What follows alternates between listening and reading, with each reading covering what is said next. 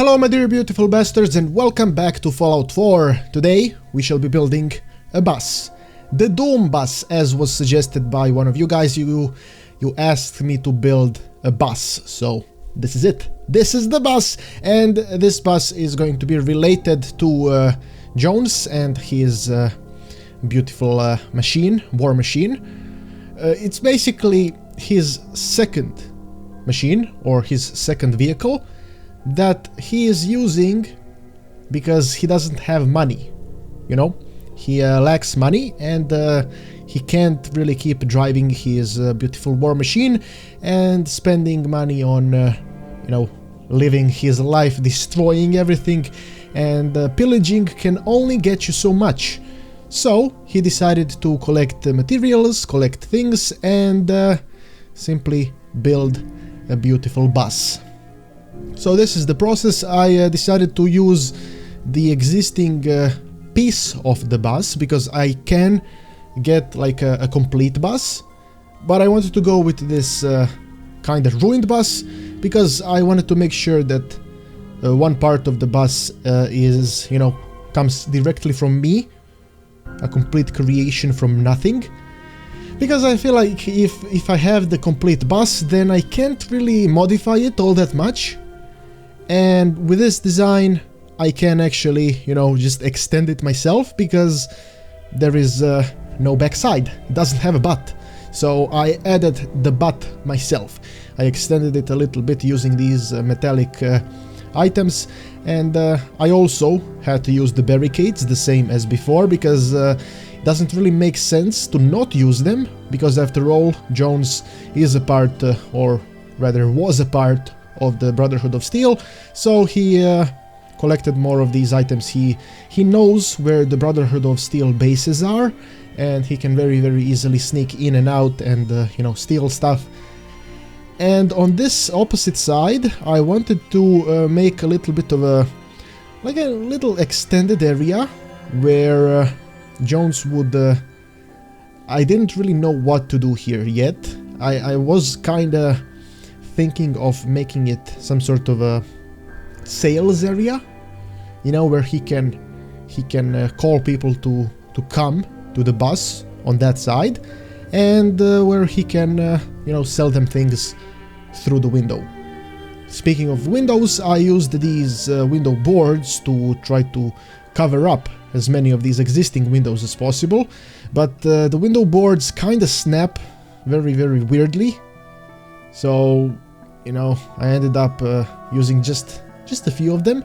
I wanted to make sure that one side of the bus is completely covered, that there are no windows there, because I didn't really think it was necessary to have the windows available everywhere.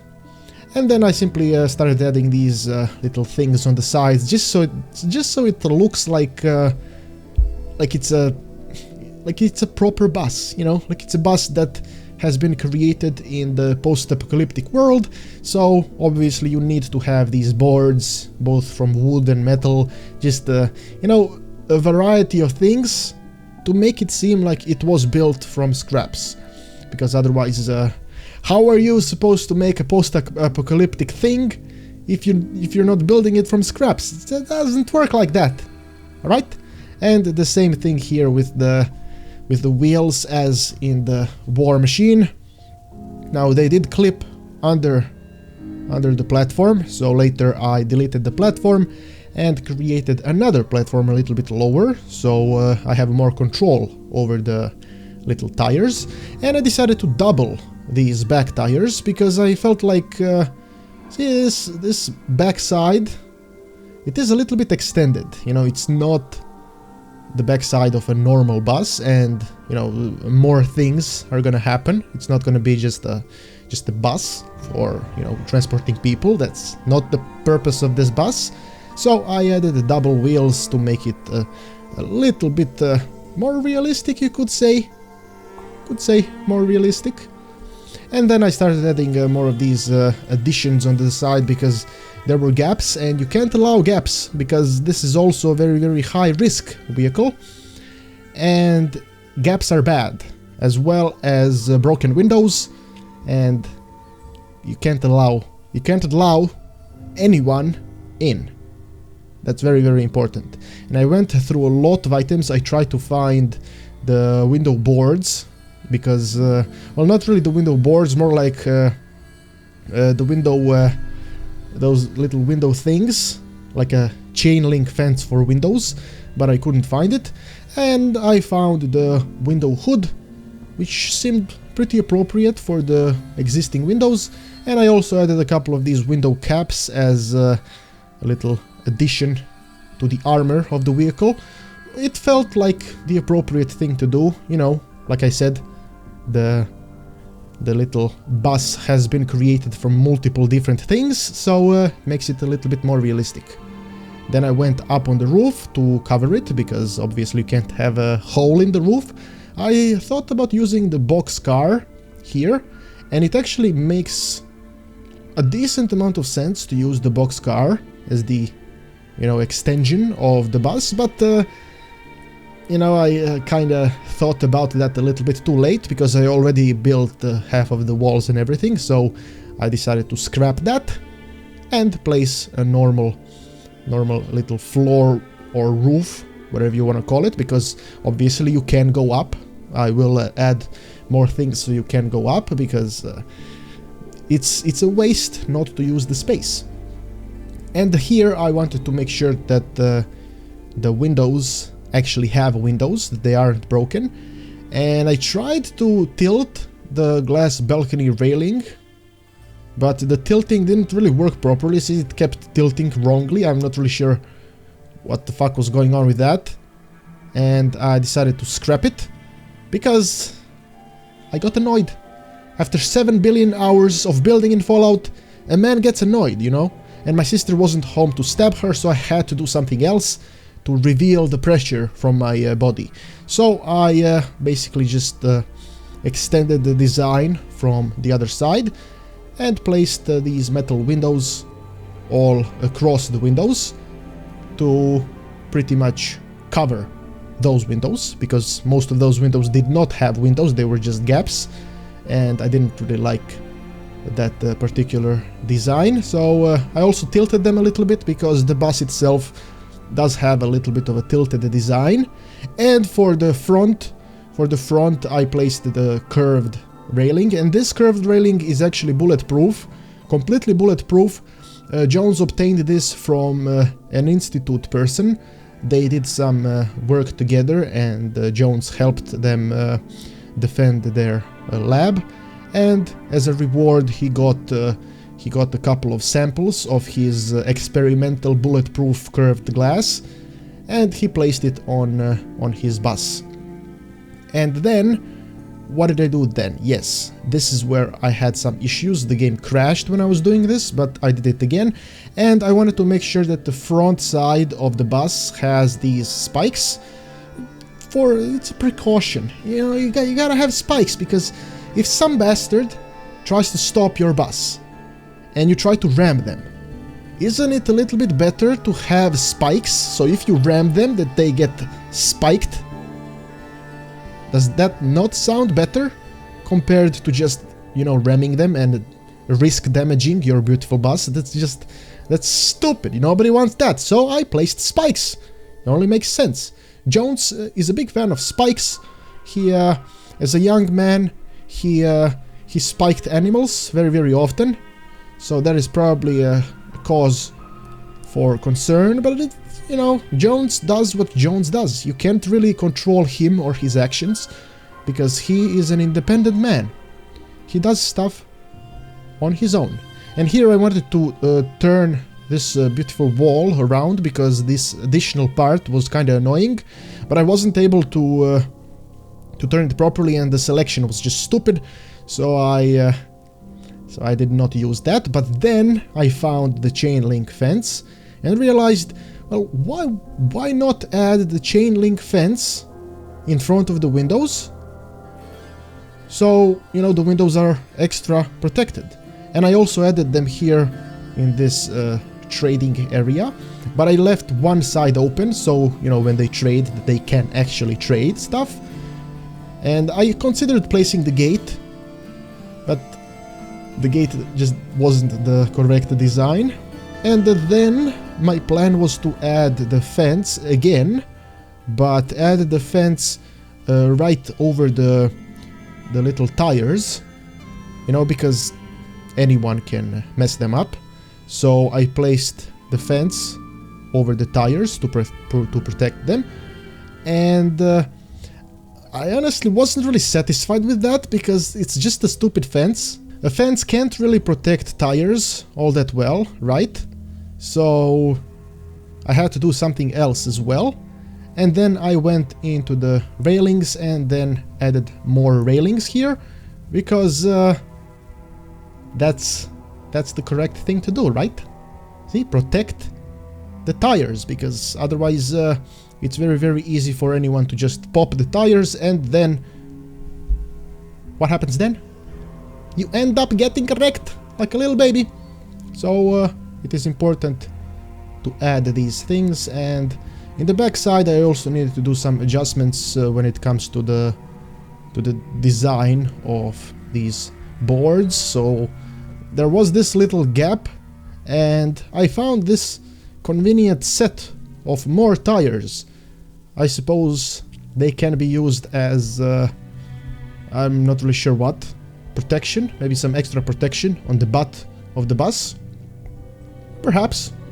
That seems appropriate. And then I went ahead and removed the roof and placed a different one. It really annoys me, you know, that you have to do these things. You can't group things together properly, and it's all just so stupid and lame. But it is acceptable. I mean, we have to accept it as it is. And then the tires seemed... I spent a lot of time adjusting the tires, so it looks like something that makes sense. First I placed them too low, and they didn't really make a lot of sense. And then I went the other way. I also had to place these elaborate stairs, because gotta get up. You gotta get up somehow. So I started placing up and down, until I realized that placing them further up is the better choice, because it just doesn't make sense to place them down. It's not really appropriate, because that's not how cars work. That's not the proper design of vehicles, right? And then I was reasonably satisfied with what I ended up having. I think the bus itself was pretty good.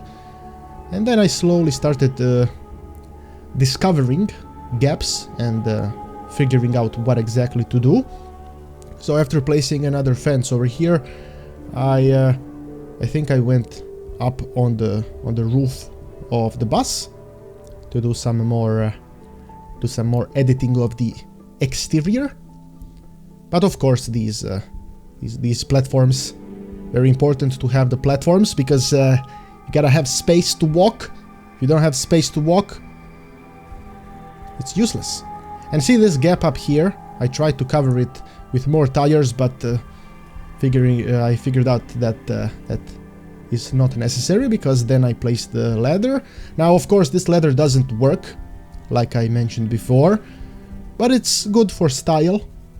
You know, despite the fact that nobody can actually get up, doesn't matter. It has style points. That's all that matters. Style, style, style. 7.5 out of 7 style points. And of course the barricade on top. That's the only thing that makes sense, if you ask me.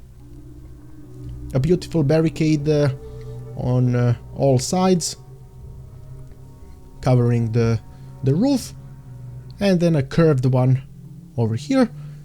Now the roof itself, it serves a similar purpose as anything else that's high up, for defense and scouting. One side has a turret and the other side has a guard post, but first I was making sure that the barricades were aligned properly. And of course this gap here, to fix that gap I placed the shack steps. There is still a gap, but it's not that obvious and it's not that visible, so nobody really gives a shit about that. Am I right? Yes, yes I am. And here I started doing some thinking, figuring out how to place the guard post, and I went with placing the sandbag post, but the more I looked at it, the more I realized how stupid that is, because sandbags on a moving vehicle, you know, sandbags on a moving vehicle. Sandbags, moving vehicle. Makes sense? Nope. So I removed that and placed the beautiful barricades, the fat barricades, so it has some, I guess, extra protection, because it's you know, protected from heavier impacts, but you know, I just wanted some extra variety. And of course added some ammo boxes on the corners and some other additional things for the weaponry, because you know, this place is gonna probably be used mainly as a military defense position, because there's no other reason. You know, people are gonna come around, people are gonna be left and right, so it's important to defend the bus if you have to, and you will have to, because it's the Commonwealth. Very, very evil place, filled with evil bastards. So the machine gun, right over here. For Jones, it's very easy to make a machine gun. He is a very skilled mechanic, so that was very easy for him. And then I went inside and started placing stuff inside. First things first, the mattress, a very, very shitty mattress, because he doesn't really give a shit about that. And then a diner booth. Now he found this diner booth in one of the abandoned restaurants nearby, so he just ripped it out and placed it in the bus, because there was enough space. And there is a cabinet here for his clothes and all sorts of other shit that he will use and that he needs. And then a couple of shelves in the front that are exclusive to him. Just a couple of shelves, you know, with chems and medicinal stuff, just in case he needs something, because we all need a little bit of assistance from the chems from time to time. Then a refrigerator as well for food and stuff, because obviously he needs to keep some food, he needs to eat. It's very, very important that he has that stuff. And then I placed a steamer trunk. I tilted it a little bit around, so it kind of fits the curve. See how it's sloped, so placing it straight doesn't really make a lot of sense.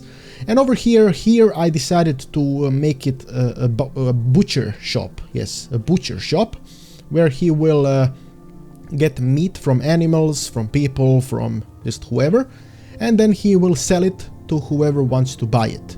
That's how he makes a portion of the money. And yeah, I think that's a pretty decent plan. And then a little bit of a bookcase that's filled with ammo and a little bit of booze, because why the hell not? You kind of have to have these things, and of course a little bit of meat on top. The rest of the meat is in the refrigerator and in the shopping cart. Now I spent a lot of time searching for the raider items or for the super mutant items, so I can place some blood. I can never remember where it is. I don't think I even remember now. Somewhere in Homemaker, I think. Exterior. No, Homemaker. No, it's not in the exterior. Homemaker. No, not really. Where is it? Where is it? Where is it? Oh, here it is. Here it is. Structures, miscellaneous, raider, and super mutant objects. I can never remember. I can never remember after 500 hours of playing the game. Stupid bastard. But yeah, that was the majority of the inside items.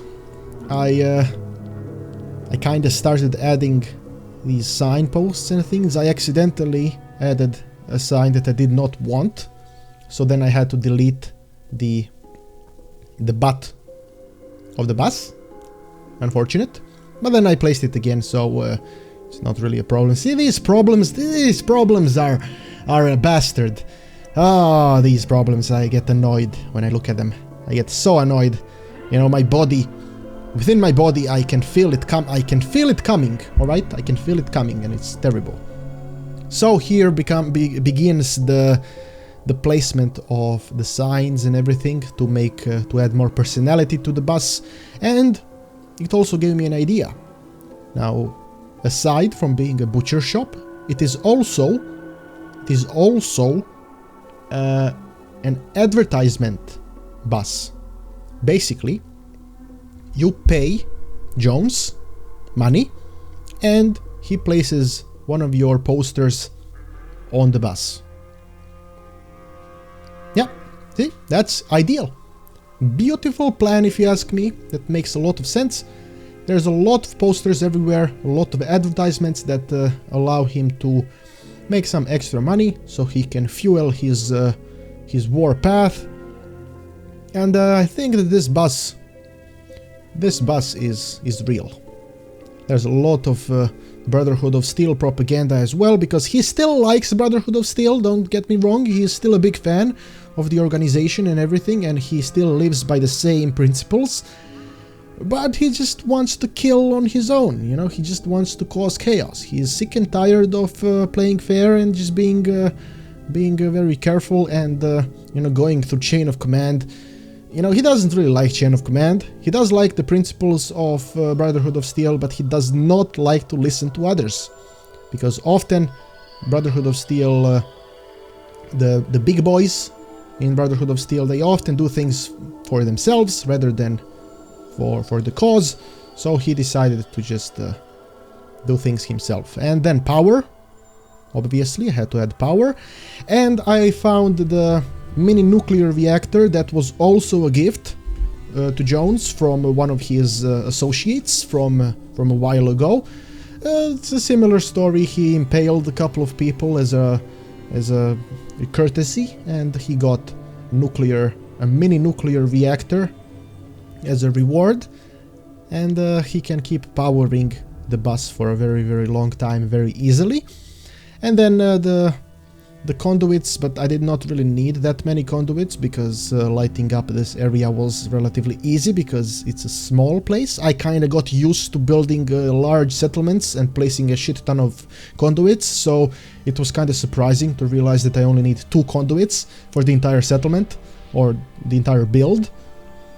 And then I wanted to add another little additional counter or whatever it is, dresser, but I decided not to, and that is it. That is the beautiful Doom bus. Doom bus that is used for advertisements, for selling meat, and for exploring the Commonwealth with the purpose of making money.